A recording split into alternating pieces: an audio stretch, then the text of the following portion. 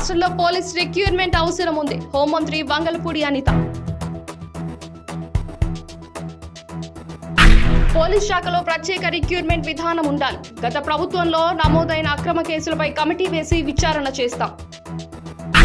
Red book కక్ష సాధింపు చర్య కాదు, రాష్ట్రంలో ఫ్రెండ్లీ పోలీసింగ్ తీసుకువస్తాం. రాజకీయాలు చేసేటైతే ఖాళీ వదిలి ఖద్దరు వేసుకోవాలని విశాఖ పోలీసుల్ని హెచ్చరించిన హోంమంత్రి.